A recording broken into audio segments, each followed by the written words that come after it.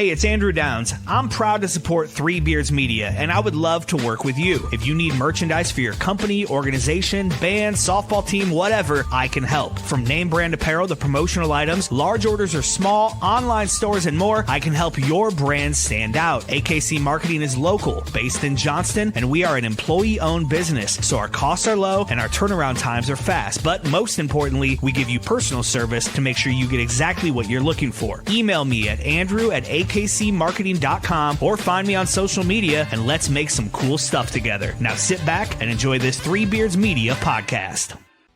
Would you like to sample some of my nuts?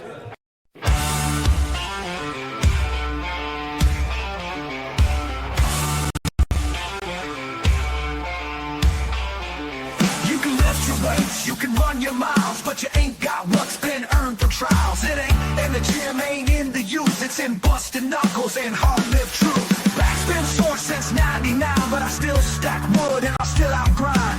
Call me slow, call me old, but I got hands that could bend pure gold. Ain't about muscle, ain't about speed, it's about the fire when the time comes to lead. You can talk real tough, you can flex real wide, but when it's time to dig in, boys, step aside. Old man strength, built to last, years of work, no need for class. Ain't no quit, ain't no doubt, you don't know tough till you've been worn out.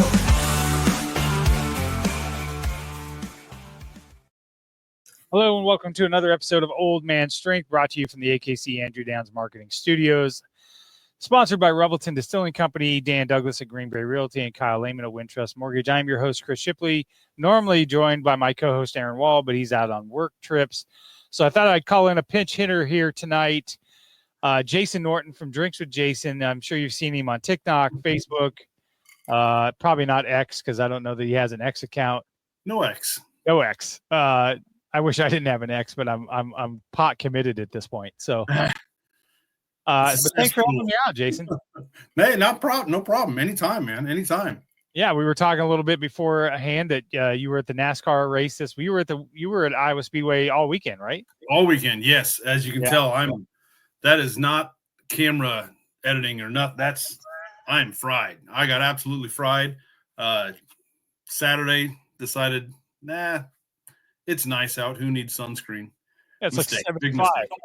You know, the problem is you probably don't have a teenage daughter to tell you what the sun rating is and all that other shit. I hear it all the time. Oh boy. No, I don't. And all my friends put sunscreen on. I'm like, I'll be fine. I was not fine. I had the big hat on Sunday though, so I was safe. Yeah, no kidding. I feel like that's like the nice weather is when it really gets you. At least when you go outside and it's blazing hot, you're like, okay, I'm smart enough. I got it. Yeah, you know better. Yeah, it's hot. Like, I'm gonna get fried. Like it's fine. It's got a little breeze going, whatever else, and the next thing you know, you're walking around like a lobster. It's ridiculous. Yep. So, well, I'm super excited to bring on our guest tonight. I've met Josh a couple times.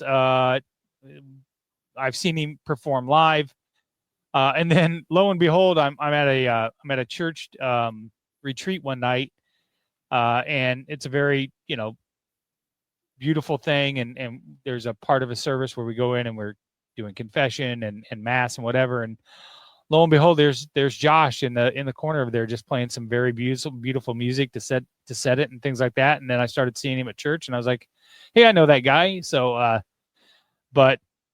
I'm super excited to welcome our guest tonight, Joshua Sinclair. He's a Des Moines-based musician, songwriter, known for his raw energy.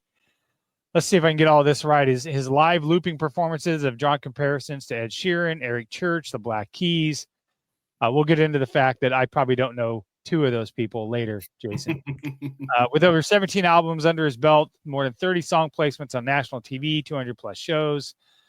He's currently on the road supporting his latest album, White Trash Recipes. That seems right up my alley. And we're excited to have him with us today. Josh Sinclair, thanks for coming on Old Man Strength. Appreciate it. Absolutely, man. Thank you for having me, Chris. Man, that was a lot. I hope I got it all. Did I get it all? I think so. I mean, it's it's a bio. It's like a one-liner that's just supposed to give people a quick kind of synopsis of like what I do and who I am, I guess. But yeah. How old are you?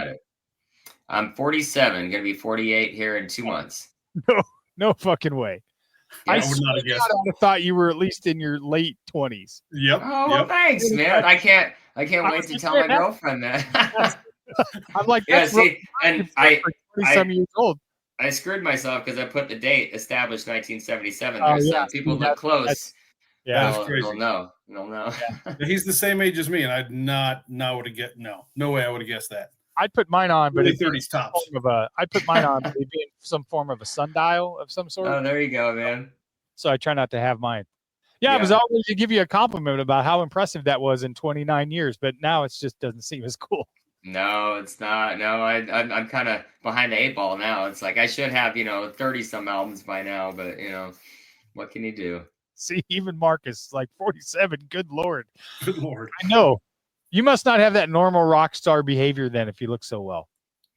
I don't know. I just live my life. I mean, I feel like it's a balance, it's a balance with everything in your life. And I don't know. A part of like being a musician and being a creator of like songs and getting to perform. And I always just kind of found my shtick, and I found my place, and I never wanted to like change, the style or the outfits or whatever, like just to, like, hey, dress like a 47-year-old or, dress like this or be like this. I mean, and maybe that's a part of it, but I mean, I don't know. I don't have kids. Maybe that's it. Maybe that helps too. 100%. That's it.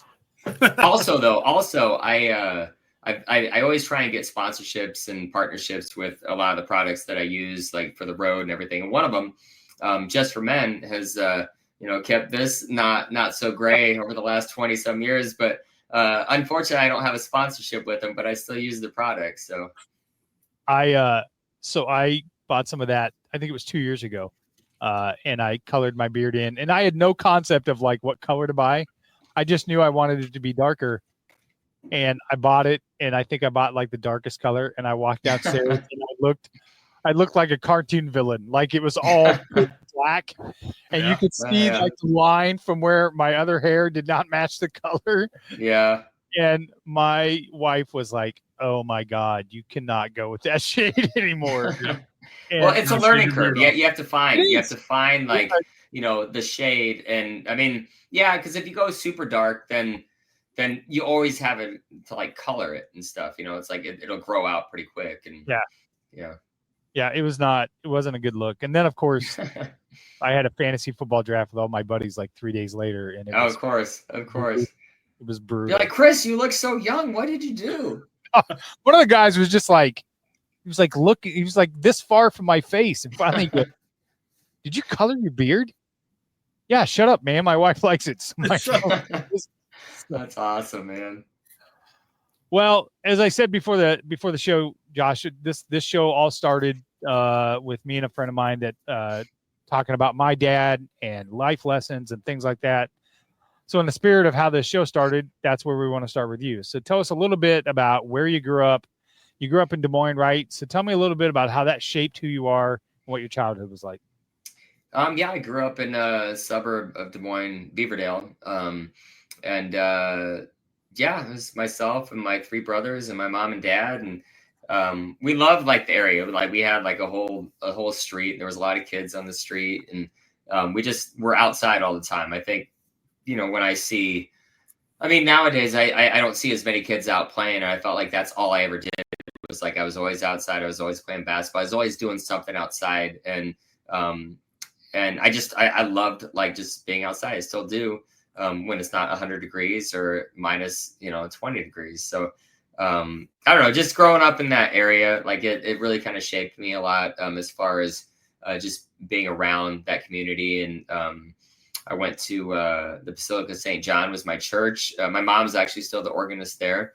I went to Catholic school, went to Dowling High School, same school Caitlin Clark went to, but she wasn't born yet when I graduated. So when people ask me like, "Oh, you went to Dowling? Like, did you know Caitlin?" I'm like, "No, man, she wasn't even born when I graduated." So there's that. That's why. Yeah. Oh, okay.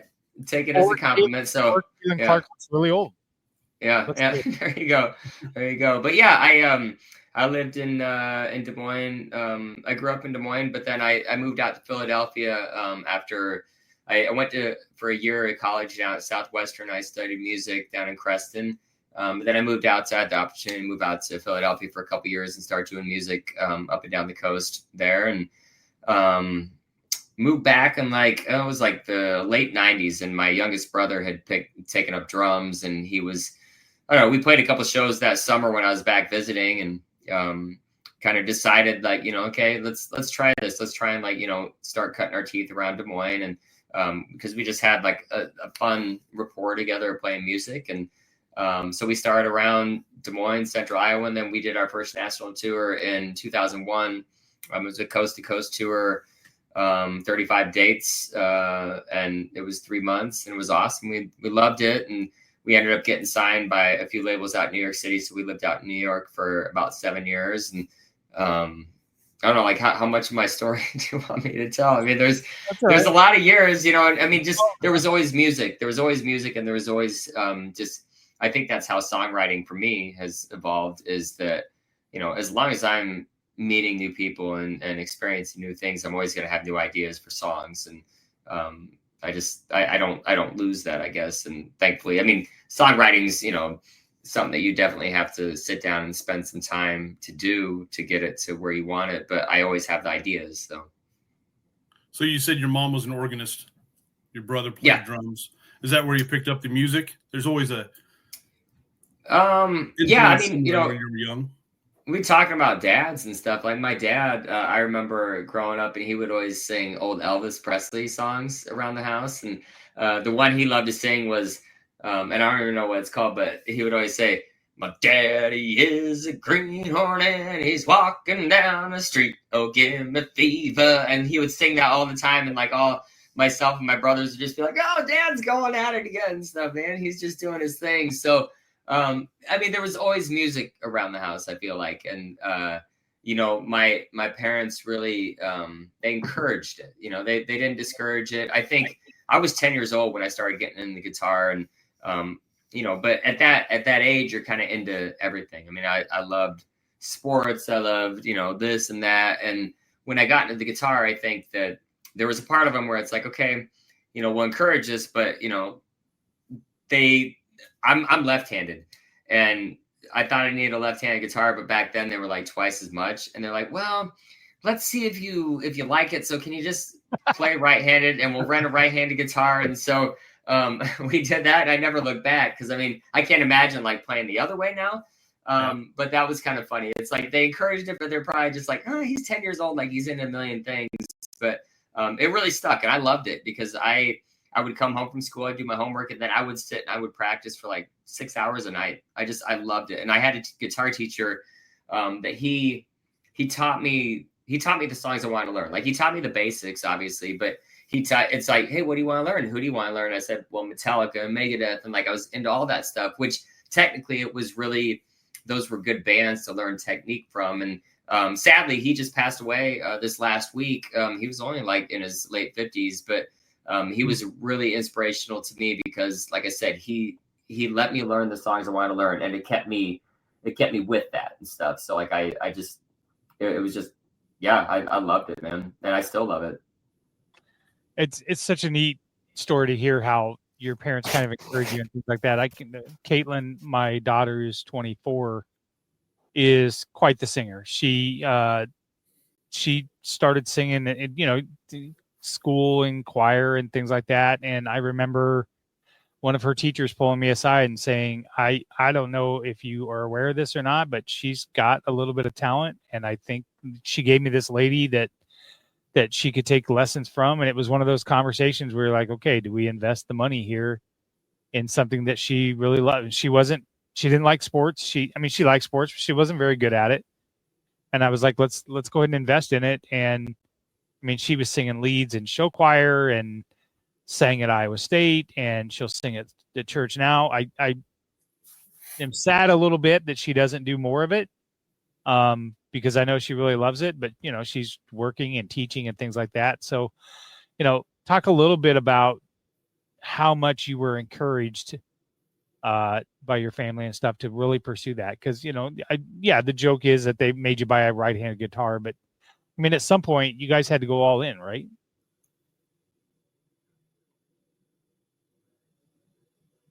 Oh, we lost you, Josh. Lost your audio. Lost your audio somewhere.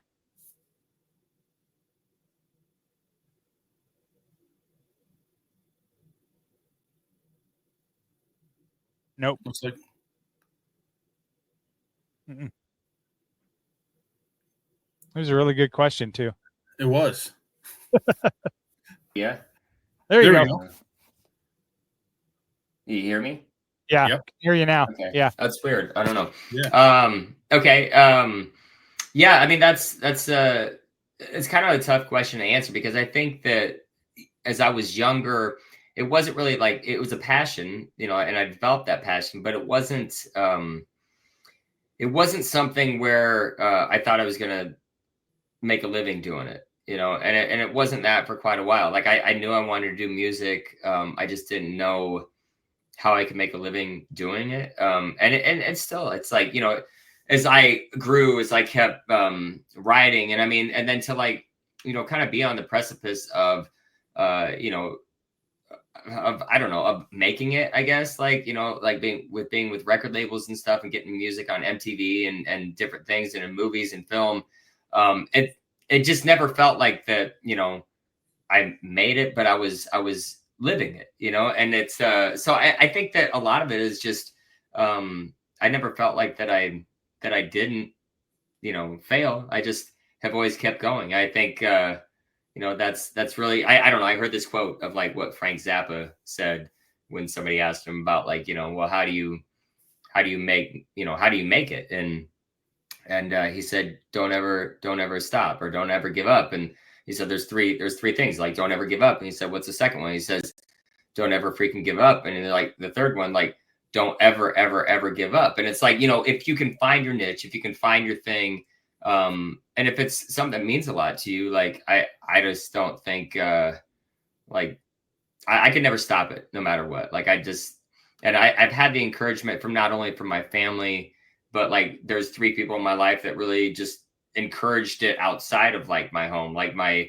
choir teacher in high school, like he was just a huge proponent of just utilizing the gifts that you had and like just, you know, really going for it. My grade school principal, I mean, he started like a boys choir when I was in 6th grade, and he used to play keyboards and bands and stuff back in the day. He took me and like 4 or 5 of my classmates that were in choir to this seedy bar on the south side at like 6 o'clock at night on a Friday to see my band, my guitar teacher's band, play in this like scary looking like club, you know, it was all ages, nice. With like some of the guys from Slipknot and stuff, because like they all palled around together and everything in this guitar shop that I took guitar lessons from. So there was a lot of people that really just, they didn't discourage that. I think the discouragement was from people who maybe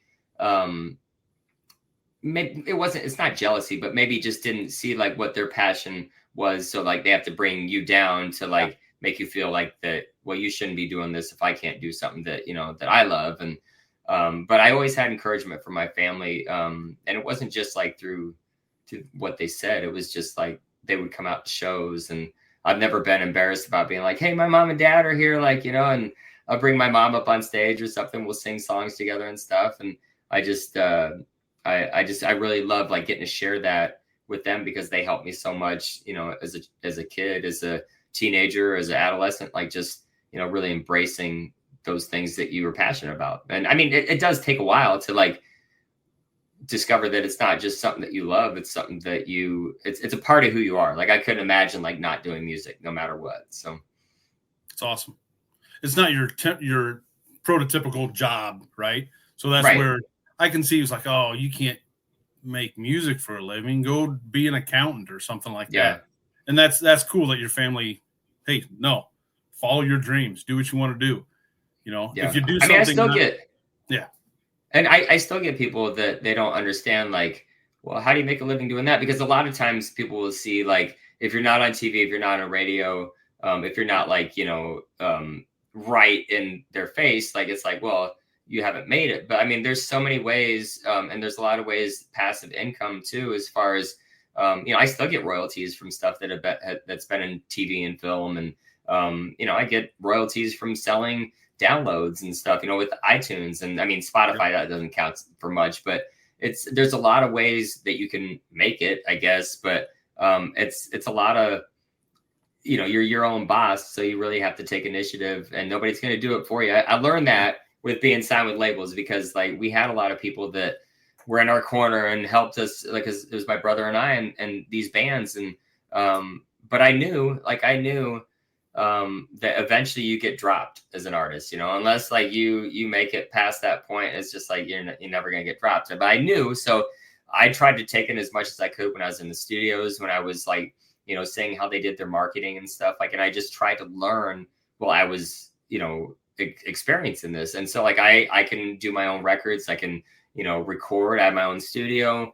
I'm able to cut out the middleman a lot. Like I learned Photoshop years ago to like do a lot of photo editing and for flyers and all that marketing stuff. I mean, the only person that's going to stop you is like just laziness, really. I mean, you can get out there and you can do it, and you just have to like make that time to do it. And I love that too. I mean, it does get, overwhelming sometimes, but it's a part of the job. It's a part of like just being able to do it and have sustainability doing it. Yep. So let me ask you this. You move, I always find this fascinating because I've interviewed, I don't want to say a lot of people, but I have interviewed a lot of people, and I hear a lot of stories of, I was this age and I up and went to wherever. So you're a young guy, 1 year in college, and then you moved to Philadelphia. Like I get anxiety getting on a plane and going to a different city for like a weekend. I cannot imagine being that age and just going, I'm just going to go make it or break it and go to Philadelphia. What was that decision like? And what was some hard parts of that? I mean, it was, from studying music for a year, I loved music, but I realized I didn't want to ever teach it. I mean, and I taught guitar lessons and stuff too after that, but like I wanted to perform it. I wanted to just, if I was going to go for broke, I was just going to do it and like throw myself into it. And I felt like, being young enough, like where I didn't know any better, I was probably naive about it. It's like, what's the worst that's going to happen? I come back home and, like start over. And I don't know. It taught me a lot. It taught me like that I never want to live in Philadelphia. No offense to Philadelphia, but like it's like that being like my first taste of like the East Coast. Really, I had toured through there a few times prior, or no, I had toured there after. But living there, it took some getting used to, like just that fast pace of people in like a bigger city and like places that you're not familiar with, and just like a lot of people talk harshly, but that's just how they talk. And it being from the Midwest, it's just like, oh my gosh, like it's overwhelming. But again, I think it's because I was young and I was naive, and I'm just like, I'm here. I'm just going to do everything I can. And once all that stuff happened and ended up going to New York for years, that was like a breath of fresh air. I mean, that was like, I don't know, New York felt like a second home for so long, just because I felt like a part of that whole community. And it was never like, I call it like the Midwest mentality sometimes too. And it happened a lot when I was young. It's like, it's like you have to graduate college, you have to meet a girl, you got to get married, you got to have kids, have a job, and then rents repeat.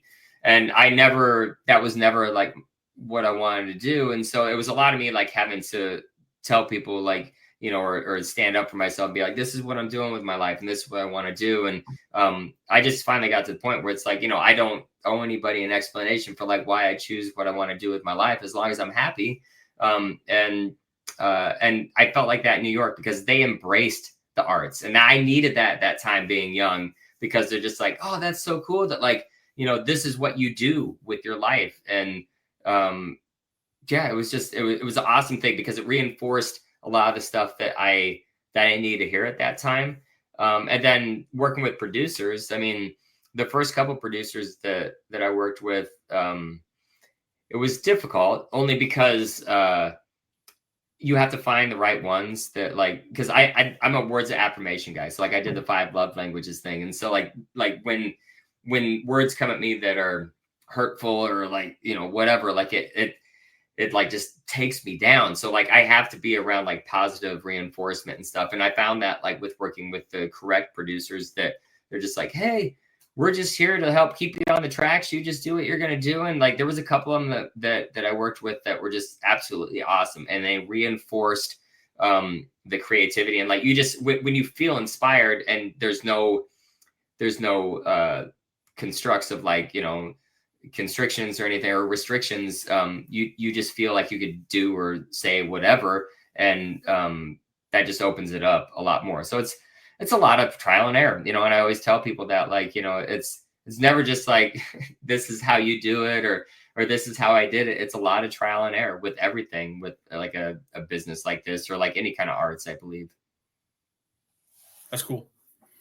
Yep. To be around somebody that, or people, I think in the artist industry, you need to, and I could be wrong, but you need to be around those people, because it's, again, outside looking in, it's such kind of like a niche type of deal that you have to be around the people, and you just kind of feed off those things and those people. Yeah. And the positive affirmation is huge. I'm the same way. Yeah.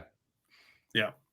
Yeah. I mean, I like, and it's hard right now. Like, I'm always like, I'm super busy from March until the end of November, pretty much. And, doing a couple hundred shows a year, it limits like the chances that I get to see a lot of my musician friends and stuff, because we do go through a lot of the same things. We do experience a lot of the pitfalls or the ups and downs. I mean, it's a roller coaster. Like, you'll have good shows and you'll have some like where you're like, what am I doing with my life? But that's just how it goes sometimes, and I think like I try and take those moments. I just met up with a friend of mine a few days ago that he's a musician, and we just kind of talk and, kind of commiserate sometimes, and then talk about the good things and the bad things. And that helps you get through it too, because you can see things in a different way when you discuss them with somebody that's in the same business, but different experiences. So any of those, like, you can always pull from and stuff. So it helps. You get that in any job.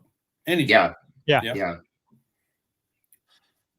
You talked a little bit about, making that leap and making that decision to especially as a content creator or as a creator of anything. And, and then I look at Jason, who is, 47 years old as well, probably never in a million years thought that he would start something that he does.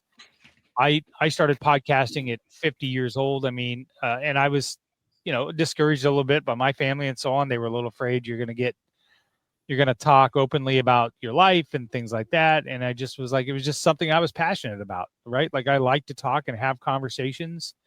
So I get the struggle that you were talking about, as far as, sometimes you get discouraged or whatever else, but you got to keep going out there. Yeah, absolutely, man. I mean, why not? Why not? And maybe it's easier though, too, like when you are like, are we middle-aged? Are we past that? I don't know. I don't know. But fine. You guys are fine. I'll let you know when you get to middle age. But I just think it's like you just, it's like, what are we waiting for? You might as well do the stuff that makes you happy.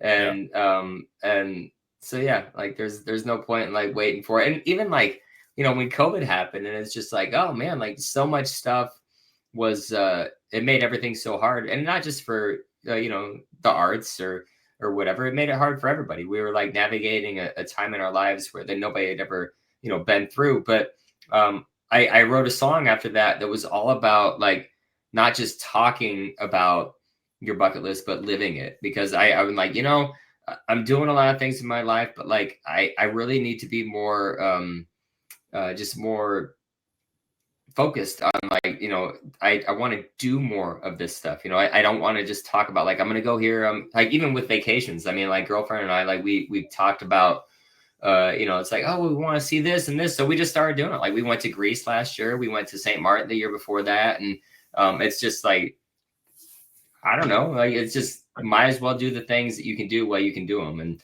it's not always the easiest trying to balance schedules and stuff, but it's, you got to live your bucket list as much as you can, and find that balance between work and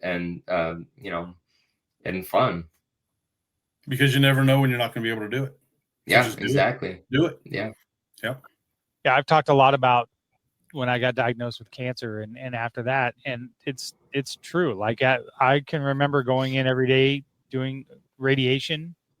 I'd go on my lunch when I was working, and every Monday I'd sit there and go through chemo, and I would be like, I get out of here. I'm not going to be afraid to try new things. Like, and that's kind of why I started this and why I have the job I have now, because a year and a half ago when that job became available and it was for a director position, and I was like, I've never done that in my life. Never done that.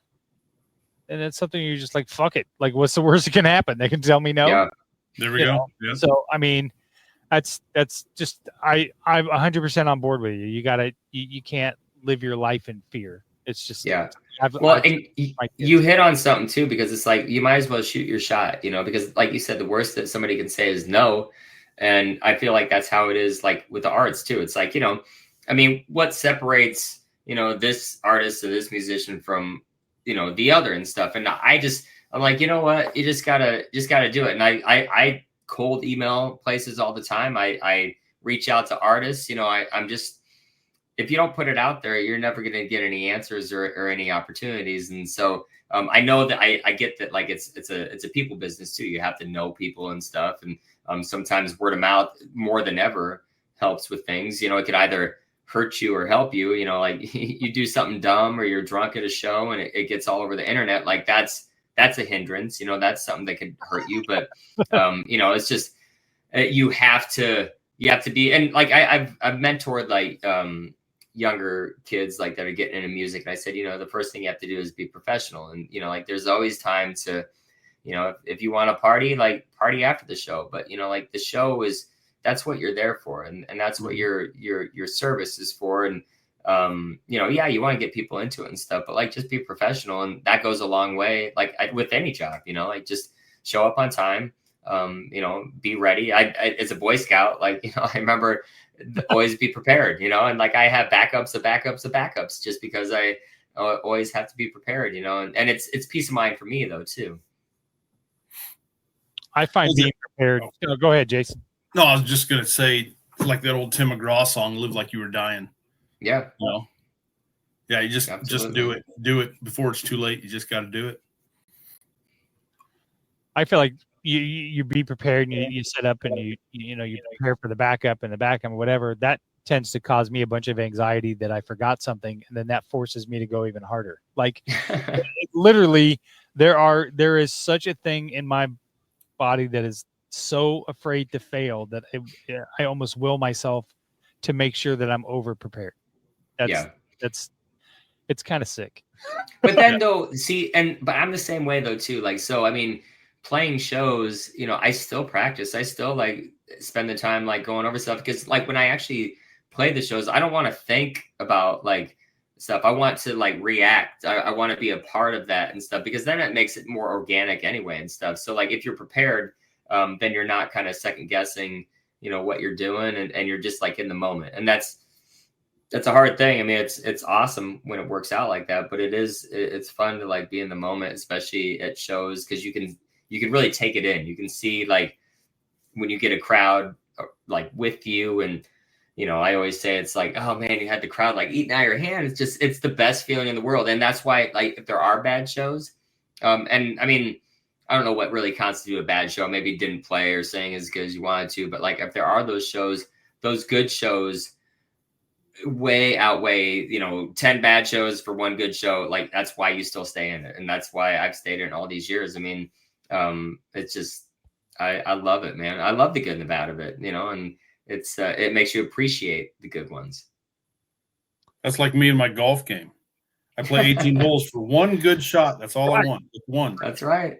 Maybe it's always the next one, man. It's always the next one. Maybe in 4 or 5 years I'll have two good shots. You never know. You never know. We should go play golf sometime, man. Love it. I go twice a year. I go to our company outing, and then another. It's got to be a 4-man best shot, because if it's just regular golf, I'm going to be out on the course for 12, 13 hours. Yeah, I don't have enough. It's so fun though, man.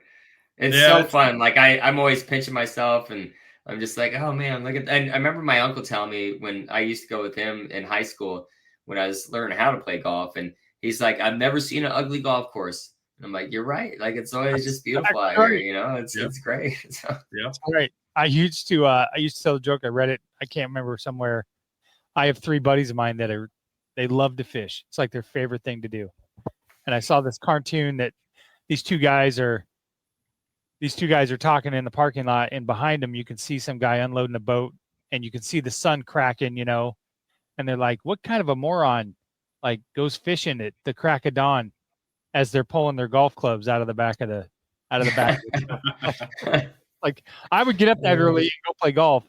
I'm not getting up that early to go sit on a lake and watch nobody catch fish. Like, that's terrible. The worst day fishing is better than the best day working. I guarantee you that. There you go, man. It's all perspective. It's all perspective. Yep. Yeah. Yep. All right.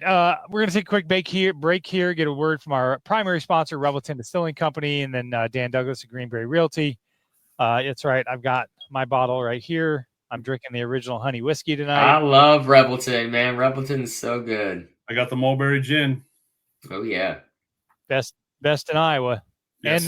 and now it can be best in 42 other states if you order. So the other 8 states, they suck. So losers. That's right. Let's get a word and we'll come back. Josh, I want to ask you about some time with your brother. All right. And then we'll ask some fun questions here, and we'll get into some fun stuff. So awesome. We'll be back with Joshua Sinclair. Making great tasting bourbon requires the perfect combination of ingredients, conditions, and time. The longer it rests, the better it tastes. Revelton Distillery's new single barrel bourbon is made from 80% corn, sourced 100% from Iowa farmers.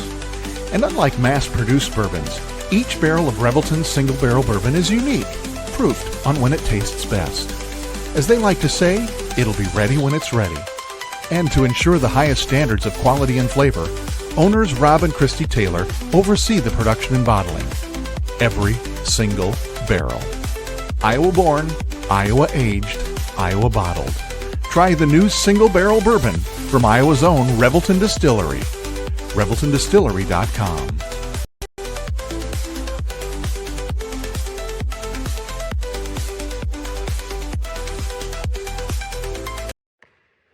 When energy meets precision, anything is possible.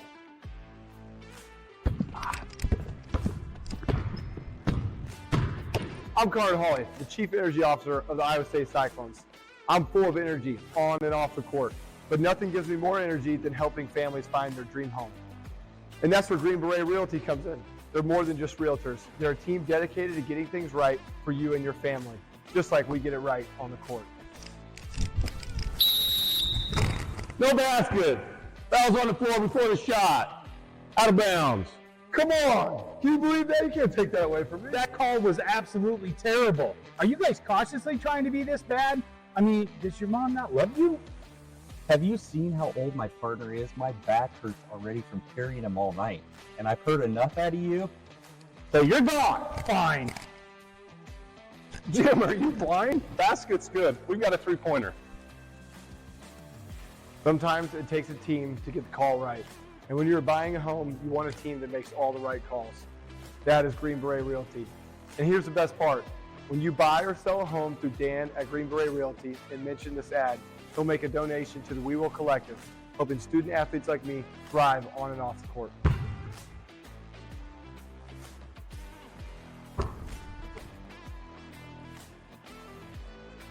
That call's so easy, even we can make it. Green Beret Realty, because getting the call right means everything. All right, and we're back with Old Man Strength from the Three Beards Media Network. Be sure to check out all the rest of the podcasts that are coming up. Bill and Willie's workshop is on Tuesday nights there tomorrow night. Hawk's Eye View starts back up for the season. Side of the Storm, Three Blind Refs, those 3 guys that were in that commercial, they'll be on. And a couple other ones. We're kind of really gearing up here for the fall season in football. So joined again by my guest, Josh Sinclair, and of course, Jason Norton from Drinks with Jason is my co-host tonight. So Joshua, you come back from Philadelphia, you start a touring band with your brother. Is that right? Yep. Yeah. I mean, we kind of cut our teeth around Des Moines for quite a while. And but then, a couple years after that, we started doing more regional stuff. And then, first national tour in 2001 and just kind of didn't really look back from there. Well, I can't stand to be in the room with half my sisters. So I'm impressed that you could tour the entire nation with your brother. Well, it was my youngest brother, so I feel like You know, he was still in high school when we started this band.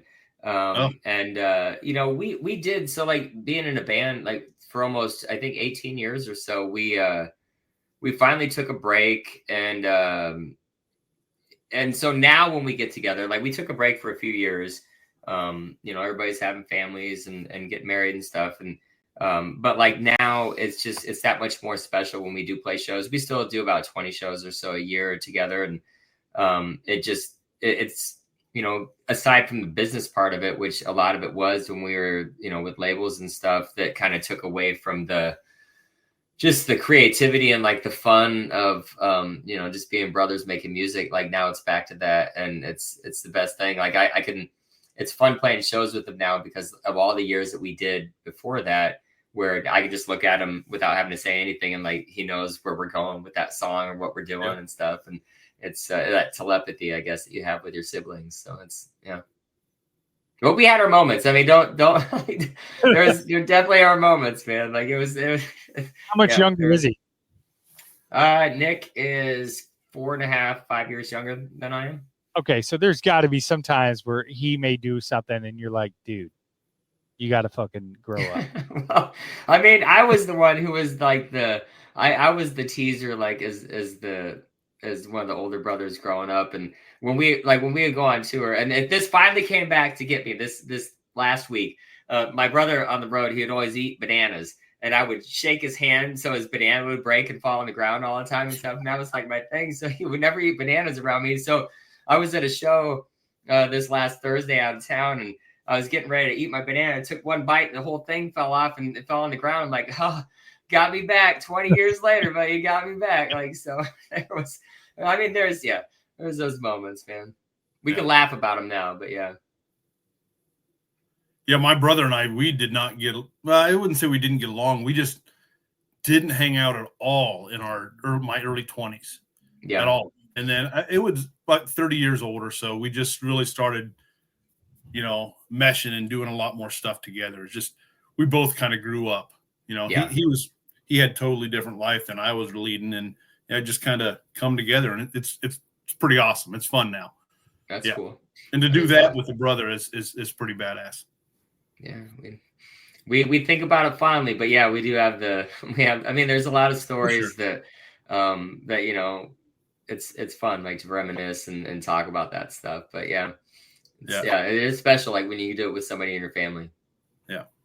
So I read somewhere that did you start a music therapy program at a local hospital? Is that right? Tell us a little bit about that. How did that idea come about, and the impact that had? Well, so I had heard about this program called Musicians on Call, and basically what it was is like, it was whatever the community of musicians, you know, Nashville, LA, New York and stuff, they would come together, and it was a group of musicians, and they would go to hospitals, and they would, you know, individual musicians would go into patients' rooms and sing them a song and chat with them a little bit, and just kind of did that, you know, like, and I thought that'd be really cool, like to bring a program like that to Iowa. And so I contacted Musicians on Call. It was in like 2016 or 2017. And the reason for this was because I had broken my knee in 2015. And like, that was kind of the whole catalyst for like doing this whole one-man show live looping thing. I taught myself a new skill when I couldn't walk, but I also want to get back to the hospital and community and just everybody for taking such good care of me and helped me get back on my feet, literally. So that's why I contacted Musicians on Call to see if we could bring a chapter to Central Iowa. And unfortunately, it was too small of a market for them to do that. So I went directly to Mercy, and I presented my idea to Mercy and Methodist and all the local hospitals, and Mercy was one of the ones that got back with me. And we started this music therapy program called Music at Mercy, and it started in 2018 and went all the way up to COVID. And it was doing, like, we had about 15 local musicians that we were on kind of a rotation of like being at the hospital and like going to patients' rooms. It was really cool. Probably one of the most moving things that I've ever done, because you have like, you know, 4 minutes that could change somebody's life. Like, you know, you're in the hospital, it's never a good thing. But like just to be there and bring music and some camaraderie and, laughter and stuff for a few minutes, it was really touching for me, and it made me feel like I was doing something really special, and to get everybody involved was awesome. So when everything happened with COVID, it kind of died out, and then it got brought back, and but now it's just kind of like there's a new I don't know, the whole volunteer thing at Mercy. It's kind of been in flux the last couple of years, so it's been hard to get it back off the ground, but it was really cool for a few years, and I loved like being able to do that. That's awesome. That is cool. My girlfriend Amanda, she works at Child Serve in Johnston there, and they do. I played out there too. Yeah. Okay. Yeah. It's a great place. And I instantly thought of that. It's like, oh, the kids would absolutely love that. They do, man. Yeah, I love doing it. And so I've done it a few times, and I haven't had a chance to like make it work this year with my schedule. But yeah, it's great because like the kids are just I bring the shakers out and they just go nuts. Oh, man. yeah. That's awesome. That's cool. That's really cool. Yeah. It's cool that you do that. All right. It's time for a little segment that I like to call Back in My Day. So I'm going to ask you a little bit of fun questions here. We'll lighten it up a little bit. First question is, you clearly have a lot of tattoos. You showed us the one with your birth date on it. Anyone in particular that you love to share and talk about, or a special story about? I mean, this is probably my newest one. It's hard to see. It says Joseph 2006 to 2020. It was my dog.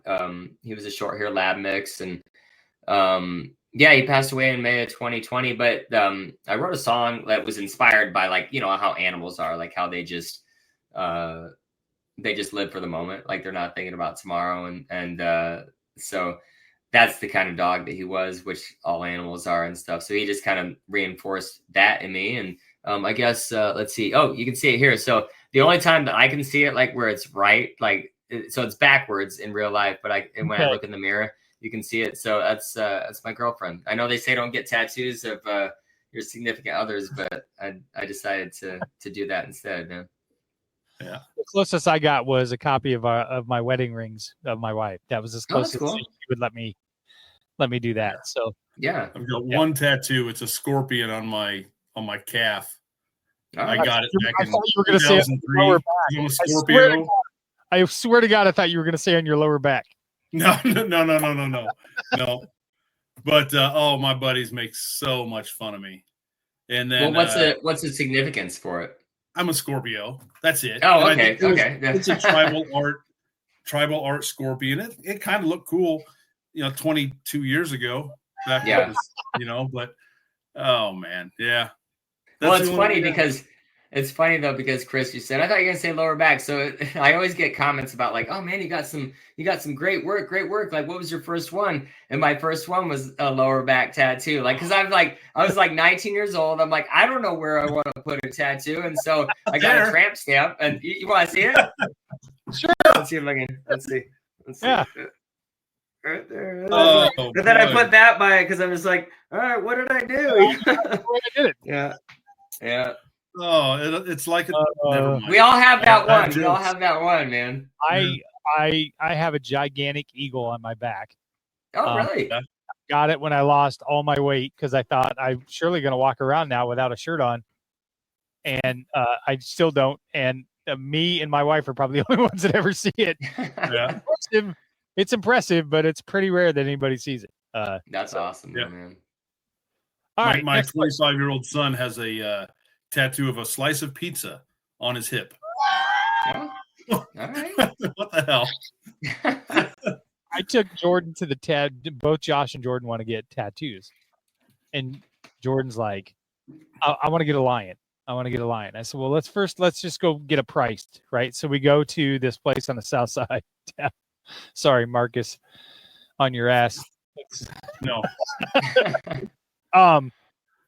And he goes in there and he's like, he picks out this photo, and I'm not kidding you, man. It's the most intrinsic, detailed fucking lion I've ever seen. And I'm like, Jordan, two things. You're never going to sit through that for that. And B, that's going to cost you like $1,000. Like, there's no way. He still hasn't gotten one, but that's what he wants is a lion. I'm like, why don't you start with like Simba or something, like something simple. Or just go all out, like, like might as well just go for it, I mean, the only ones that I love the feeling of them. I love the way it feels, except my chest. Like my chest, every single part of my chest, except the star, it was like a dead zone there. Like everything, single thing on my chest hurt, and eventually it went numb.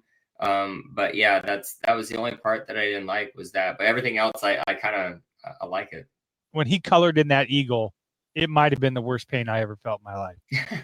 It was, it was a long time before I got another one. So yeah. All right. Granted, I don't know shit about music, so, but apparently you used to do something called live looping, or you still do. Is that right? That's what I do. I mean, like, so when I broke my knee, my band, my brother, my bass player, like they were all kind of, busy with things, and I still wanted to be like super busy, but I want to have that band feel still. And so I taught myself to use a loop pedal, which is basically like you're doing everything on the fly. I've incorporated a lot of different instruments and stuff to do it. But it's all like in real time. And yeah, it's hard to explain, but I mean, it adds a dynamic to my show, where nothing's pre-recorded, but it's like I can do a lot of things. I can play solos, I can play a harmonica, I can switch up to mandolin. It's become the backbone of my shows for the last 9 years, and it's why I can tour as like a band without a band. So my brother sent me a video of a guy. I've only heard one song from him, but he plays the guitar and drums, and like a bass drum with his foot behind him. I wish I could remember his name, but it's an absolute fantastic song. Yeah, that's all I got. I had his name on my head, and it's gone now. But that's cool, man. That takes some coordination, some skill right there. I mean, it's a lot of trial and error, but it's fun, and it keeps it super interesting for me, and I feel like that keeps it interesting for the crowd and stuff too. I mean, and I'm able to like do these larger shows. I mean, I opened for Paul Coffin at Valor Ballroom in front of 2,000 people because I'm able to like incorporate, like I'm not just sitting there playing guitar. I'm like making this like band sound with my mouth and with my hand hitting the guitar and just different things, like, but it's never the same. It's always going to be different, like being able to do it like that. And I love it. It's super. Technology is amazing. It's awesome. It is super cool. When on the road, what's your go-to comfort food or pig out food or whatever? I love French fries. I love French fries, man. Like, so anywhere that has crinkle cut fries, and lots of ketchup, that's my go-to right there. I try not to eat them all the time though. I got to like, bringing some food with me sometimes, but another thing is like when I go to cities and towns, I'll try and take in like a lot of the towns and cities when I'm there. I'll try and get there early, especially if I'm on the road. And check out like what the city has to offer. Check out like what the restaurants are. I was just in Omaha a couple weeks ago, and I was talking to some folks, and they're like, "Oh, if you like sushi, like check out. There's this drive-through sushi place." And I'm like, "I love sushi," and they're like, "They said it's drive-through, but it's amazing." And I went there, and it was absolutely amazing. So but sushi anytime if you can find good stuff. But French fries, French fries are where it's at, man. Hardee's fries are the best. Yeah, I like those too, man. Hardee's. What else? Gosh, there's just Culver's has some really good French fries too. Culver's. Yeah. You got it because you have to be able to put like 3 fries together and get a good dip of ketchup. Like I like when they give me like a half bottle of ketchup, I'm like, no, you have to bring another bottle, man. I'm gonna kill that in like 10 fries. Last question of this segment. Ever have an unexpected show mishap, like a power outage, anything like that made for a great story? I mean, yeah, there's been quite a bit of power outages. I think the one that comes up that's maybe unique, I guess, in a sense, is I was playing a show a few years ago, and I was opening for a band. It was a big stage. It was awesome. I was playing a really good show. I was like maybe 30 minutes into it, and I kept seeing the crowd like point up to the sky and stuff. I'm like, what is going on? And I look up, and there's a tornado. There's a funnel cloud, like just off the way. And I'm like, I've never seen a funnel cloud in my life, like in real life. And I'm just like, oh well. I just keep going, like, you know, I'm like, they're not canceling anything. And then about 10 minutes later, all the sirens went off. Everybody like ran out of it was an open air arena and stuff. And I'm just like, okay. And everybody was like just running for cover. And, you know, myself and the other band, like, we're just like trying to like get our gear put away. But yeah, there was a funnel cloud just like sitting up in the sky. It was crazy, man. So yeah, that was interesting. Yeah. Marcus, drive-through sushi, quickest way to shit your pants. No, I swear to God, it was so good, man. Like Foxy Sushi is what it's called. Look it up, Foxy Sushi. And if you're in Omaha, Foxy Sushi, yeah, it is. It's awesome. It is good. All right, well, so we're at the part now where I'm going to ask you a more serious question. Okay. This is called the Kyle Lehman Wintrust Mortgage question of the pod. I'll ask the question. We'll get a word from Kyle, one of our sponsors. We'll come back. We'll get your answer. So the question is, what's one thing about Joshua Sinclair that fans might find surprising? So think about your answer. We'll come back after this ad from Kyle Lehman. Whether you're buying, selling, or refinancing your home, or if it's simply time to renovate the one you're already living in, you need an experienced mortgage professional to help you analyze your financing options and to make sure the closing goes smoothly. And that's exactly what you get when you call Kyle Lehman at Wintrust Mortgage. Kyle's experience and expertise, coupled with Wintrust's rates and programs, ensures you'll get the mortgage that's right for you. You may even qualify for down payment assistance. Before you reach out to a realtor, call Kyle and get pre-qualified, empowering you to start shopping for the home of your dreams. Call Kyle at 515-473-0546. Kyle Lehman Wintrust Mortgage, 515-473-0546. All right, and we're back. Before the ad, we asked Josh the question, what would fans find surprising about Josh Sinclair? It would probably be that no matter where I'm at in the country, no matter when it is, I always try and find a church on the weekends to go to church. So it's always kind of been my comfort, I guess, growing up Catholic. It's just something that I do. Like, and so I've gone to churches all over the country. And I think that people, a lot of fans that maybe don't know me personally would probably think like, well, he sings like his songs like, I want to get drunk and alcohol and free beer tomorrow. And, you know, I love Jesus, but I like to party and stuff. But it's that balance. Like, I'm not one way or the other. Like, I'm all that, you know, and that's what contributes to like who I am and how I live. But yeah, going to church that's probably something that people would be like, no way, you were just out there like just partying it up after that show. And I'm like, yeah, but I still got up and went to church, you know. So that would probably be surprising, I'm guessing. They clearly have never been to a Catholic fish fry before where they serve beer. So. Yeah, those Friday night fish fries and it's the first time it's like meeting. I was like, why is this beer in the fridge? Well, and it's funny too, because it's like suggested donation, but everybody's just drinking beer and stuff. It's like, all right, so $1 I can get 4 beers. Okay, let's go. You know. Yeah, right. The small towns in Shelby County, Iowa, Westphalia, the Erling Picnic, Westphalia, Kirksville, all of those are just yeah. I've heard legendary stories about the Westphalia church picnics. My wife's from Harlan, so I've heard all kinds about it. So sounds like I got to play a show there. That sounds like party town right there, man. All right, absolutely. Yeah. Shaky Graves. Oh yeah, Shaky Graves. Oh man, love Shaky Graves. Something I just missed it. Yeah. Oh, it's a fantastic song. But he's more like a one man band where he doesn't do live looping. Like he's playing his kick drum with his foot.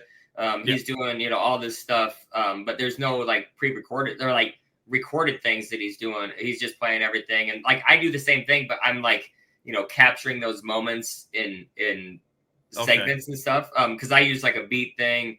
I use, guitar and stuff, but yeah. And a friend of mine, Luke Fox, also does like the Shaky Graves thing where he has like a kick behind him, harmonica holder and doing all that stuff. Like That's a lot. Like That's a I'm lot. coordinated, Yeah. but I'm not that coordinated. And I want to be able to like switch up to things and stuff too, man. But yeah, that's pretty cool. He's awesome. Yeah. So I'm going to get to my last segment, but I'd be remiss if I didn't ask this question because I'm sure if Aaron was on this call, he would ask. So we were running into royalty-free music and things like that. So the opening song of this podcast and all of our podcasts are AI generated. Tell me your thoughts about AI generated music. As far as the music part goes, I'm not a fan of it only because it takes away like the personal like if I'm writing a song, like I'm writing it based off of like an experience I had or like a conversation I had or like somebody I knew or something that happened. And if it's AI, it's just I just feel like it's very generic. You know, it's very like, hey, I'd like to write a song that sounds like this artist and this and like just put it all together and stuff. And like it takes away like the brain power of like trying to come up with something clever and just with your own thoughts. You know, it takes away the personal part of it for me. Like and a lot of my songs are personal to me, but there's still, you know, it's something where a lot of people can still relate to, even though like I wrote it about something completely different than maybe how people take it. But yeah, I mean, I'm not a fan of that.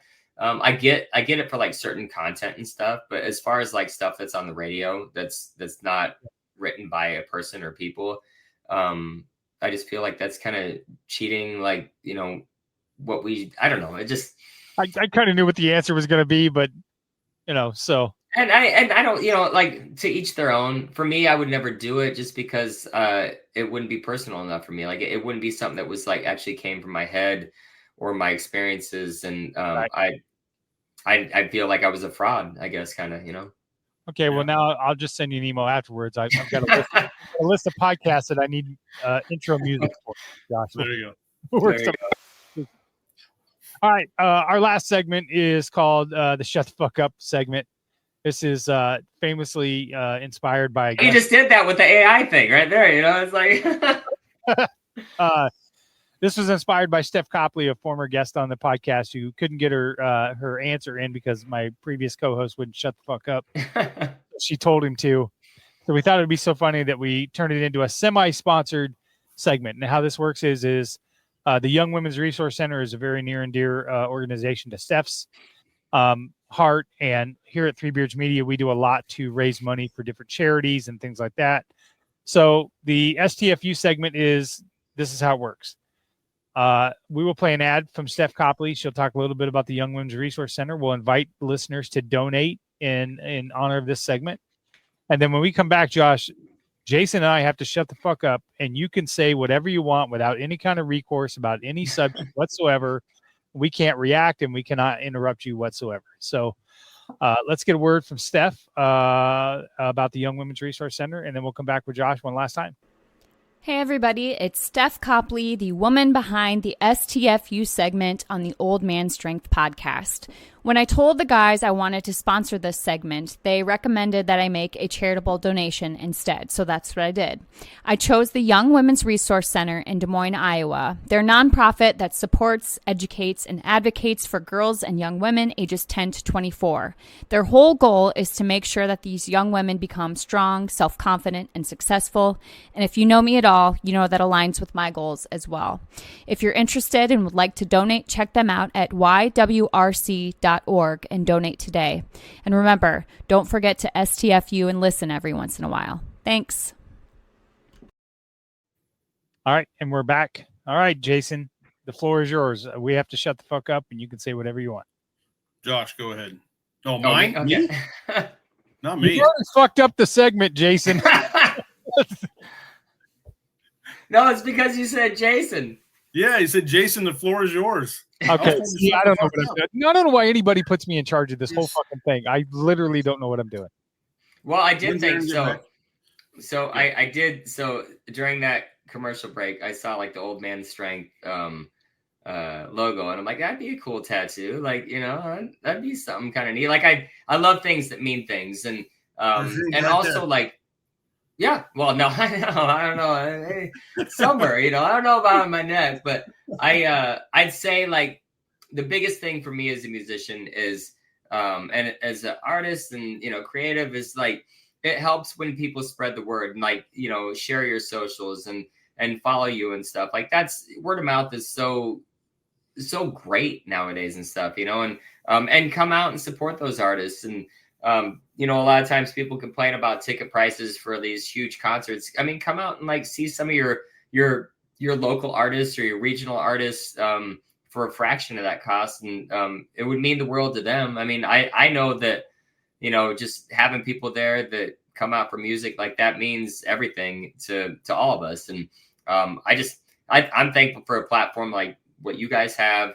And, it's been fun for real. It's been awesome. But yeah, I'm not kidding about the tattoo. That might be kind of fun. I got some real estate still there, So funny thing is, we just redid that logo. That is actually a silhouette of my grandfather when he was a wrestler years and years ago. I found this photo. My sister gave it to me. And we were talking about it on another podcast, and Willie Farrell said, "Oh yeah, well, if that's not the epitome of old man strength, I don't know what it is." And I was like, holy shit, that's got to be our logo. So that's awesome. Chris, that would be one hell of a tramp stamp for you. There you go. There you go, man. Would. So, I love it. That's great. Josh, where can they find you at? I know you're going to do the fair coming up. Where else? Yeah. I mean, the best place is joshuasinclair.com. It has links to all my socials. It has all my tour dates up there. I'm always updating that stuff every week. It takes you to my Facebook, Instagram, YouTube. But yeah, I've got some local stuff while I'm in town the next couple weeks, mostly at the fair. But like I said, if you get on joshuasinclair.com, it'll take you there, and you can see all the dates coming up while I'm in town. And I would love to see you guys out there. Got some brand new merch too, so it'd be fun to get some of that branding out there. Some t-shirts, hats, koozies, a little bit of everything. Awesome. And you can get that stuff on your website too? No, I with a couple years ago, I mean, it helped like during COVID and stuff for a couple years. Like the online store was awesome, but it doesn't make sense much anymore. And it kind of makes it more of a niche thing, like to get out and like actually come out and buy merch like at the shows. So it's kind of fun. Yeah. All right. Is it douchey to wear a band t-shirt to go see the same band? That's the question. If I come to a Josh Sinclair concert, can I wear a Josh Sinclair t-shirt? No, not at all. You absolutely can do that. Yeah, that's yeah. I mean, when my parents come out, they always do that and stuff. So yeah, that'd be great. And people always wear like I have the Joshua Sinclair. It looks like this, except it has the trucker. It has the trucker lady on it. So I had to change it up a little bit, but that's like what my hats are and stuff. So I see a lot of those out at shows, and so far Sinclair hasn't shut me down. So yeah, we're all good to go. But like I said, I changed it. It's not the dinosaur; it's the trucker lady, the mud flap trucker lady on there. So that's actually pretty cool. I think there's a percentage you have to do. It's like 75%. It's got to be changed a little bit or something like that. Yeah. There you go. All right, guys. Jason, where can everybody find you? Drinks with Jason on Facebook, YouTube. No, not YouTube. Facebook, Instagram, and TikTok. All right. There we go. Jason, thanks for filling in. Josh, I really appreciate it. This was a lot of fun. Glad that we were able to do this. Check out the rest of the content on the Three Beards Media Network. Check out our new website. We're writing articles. We had a fun article written by our newest contributor, Lindsay Westfall, last week. Which college football mascot would you rather fight? It was quite the banger of an article. So keep an eye on that. And of course, support all of our sponsors, Revelton Distilling Company, Beret Realty, Wintrust Mortgage, and AKC Marketing, Andrew Downs. Thanks again for listening, and we are out of here. Old man strength, built to last. Try to break me, you won't get past. Ain't no quit, ain't no doubt. You don't know tough till you've been worn out. We'll make it.